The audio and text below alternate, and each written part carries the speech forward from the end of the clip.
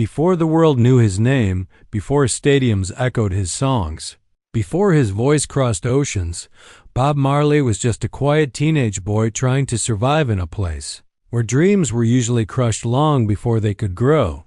He didn't look like someone destined for greatness.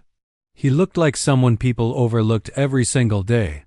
Kingston in the early 1960s was loud, crowded, and unforgiving.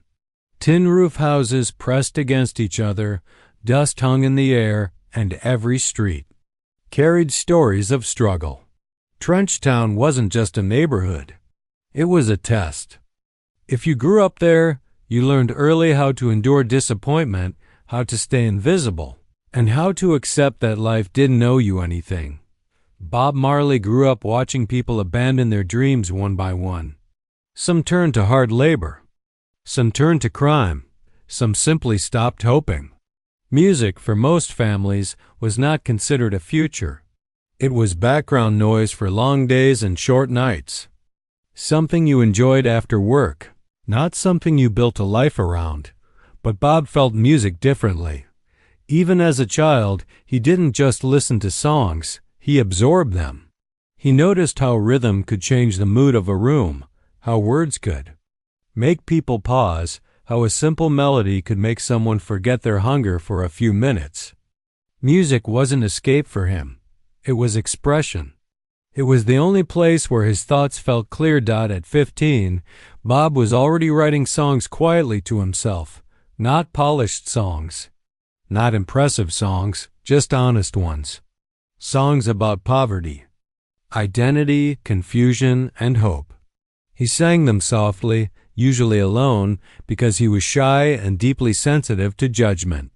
Every lyric came from somewhere real. One afternoon, Bob heard about a small community music class. A real teacher, a real classroom, something structured, something official. It felt like a chance to finally learn how music worked, to sharpen what he felt inside. It also felt terrifying. The teacher, Mr. Howard, was known for discipline. He believed talent was rare and mistakes were unacceptable. He taught music the traditional way: rules first, feeling later. Many students respected him. Some feared him. Almost none questioned him. Bob saved coins for weeks just to attend. He borrowed a guitar with worn strings, polished it as best he could, and walked into the classroom with quiet determination. The room smelled of chalk and wood. Chairs were lined in neat rows.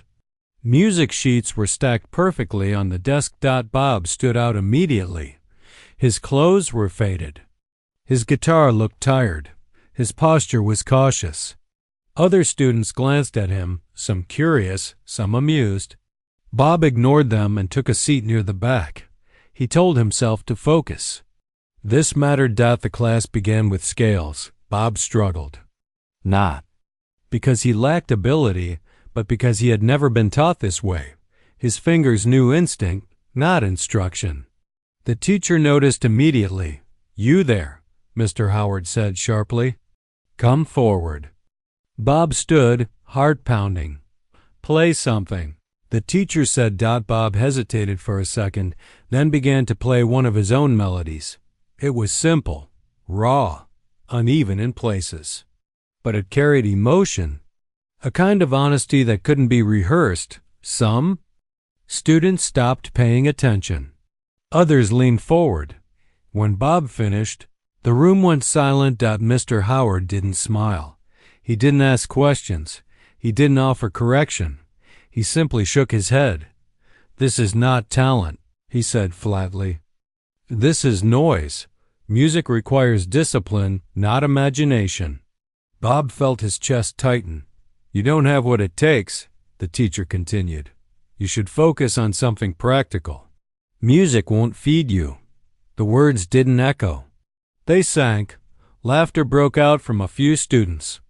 Not loud, but enough. Enough to make Bob feel smaller than he already did. Bob nodded once. He didn't argue. He didn't defend himself.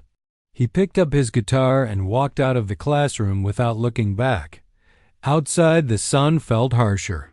The street felt louder. Bob walked without direction until his legs grew tired. Finally, he sat on a low wall and stared at his hands. The same hands that felt so alive when playing music now felt useless. The teacher's words, replayed again and again. "You don't have what it takes, music won't feed you, Bob." Wondered if this was the moment dreams were supposed to die, the moment when reality stepped in and told you who you really were. He had trusted that class, trusted that teacher, and now doubt had planted itself deep inside him. That night, Bob didn't touch his guitar. The next day, he didn't sing. People noticed. He was quieter than usual. His mother noticed most of all.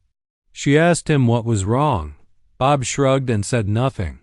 He didn't want to repeat the words out loud. Saying them felt like making them true. Days passed.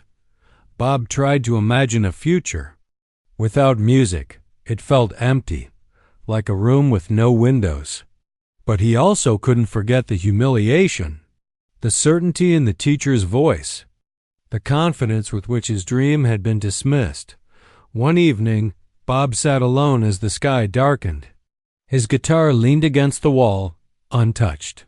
He stared at it for a long time, then finally reached out. His fingers rested on the strings. Didn't play. He just sat there, torn between fear and desire. That was the moment something inside him shifted. Not loudly, not dramatically, quietly. A realization formed that would follow him for the rest of his life. If he walked away now, he would never know if the teacher was right. And that uncertainty would hurt more than any insult.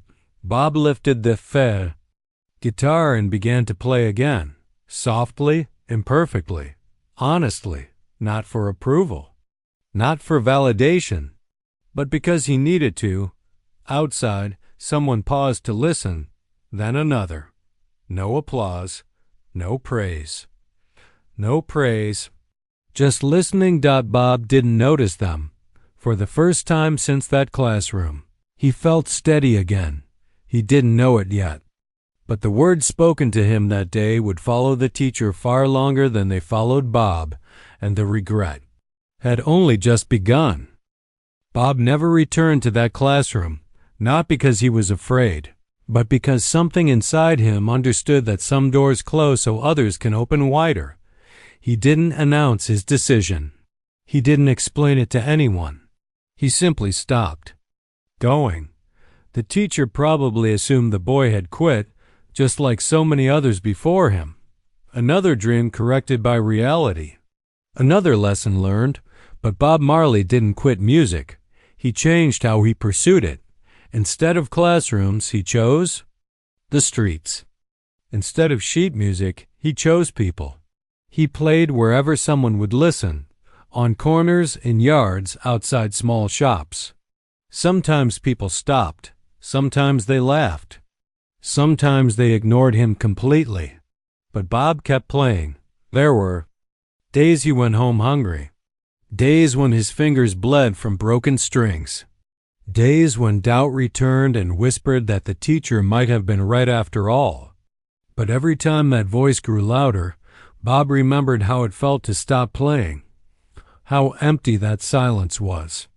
And that was enough to push him forward. He met other young men who felt the same hunger, same frustration, same need to be heard. They weren't polished. They weren't trained. But they had something powerful between them, shared truth. Together, they formed sounds that didn't fit neatly into existing categories. Sounds rooted in struggle, resilience, and hope. People started listening. Not everyone, but enough. Slowly, Bob's voice grew stronger, his songwriting sharper, his confidence steadier. He learned not from teachers, but from life, from loss, from joy, from watching people suffer and survive. His music began to reflect something deeper than technical skill. It reflected experience. Years passed. Then something happened that no one in that classroom could have predicted. Bob Marley's music left Trenchtown. It traveled across Jamaica.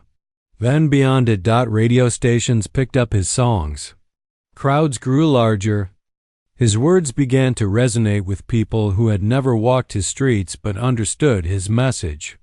He wasn't just singing anymore. He was speaking for people who felt unseen. As his fame grew, so did his purpose. Bob didn't chase success for recognition. He chased it to amplify meaning. His songs spoke of unity, dignity, and strength. Not in a polished academic way, but in a human one. And then, years later, something unexpected happened. The same teacher who once dismissed him heard his voice on the radio. At first, he didn't recognize it. The sound was too confident, too commanding, too alive. But the name stopped him cold. Bob Marley. The teacher turned the volume up. He listened carefully. The lyrics, the rhythm, the emotion. Something about the voice felt familiar. Uncomfortably familiar. That night, he couldn't sleep. Over the following months, Bob Marley became impossible to ignore. Newspapers, performances, interviews. His name was everywhere. And with every headline, the teacher felt something tighten in his chest. Recognition. Regret. He remembered the quiet boy in the back of the classroom. The worn guitar. The raw melody. He remembered dismissing it without curiosity, without patience, without understanding. He had confused lack of training with lack of talent. And now the world was proving him wrong. The regret didn't arrive loudly. It settled in slowly, in quiet moments, in pauses between thoughts, in the realization that a few careless words spoken to a teenager had almost silenced a voice that would go on to move millions. Years later, during an interview, Bob was asked about rejection, about doubt, about people who told him he couldn't succeed. He didn't name the teacher. He didn't sound bitter. He simply said something calm and measured. Some people see talent as what they understand. But truth doesn't need permission. Those words reached far beyond the interview. They reached classrooms. They reached young musicians. They reached teachers. And somewhere the man who once told a boy that music wouldn't feed him listened quietly, knowing that the world had been fed by that music for decades. Bob Marley never returned to that classroom, but his success did, and it stayed.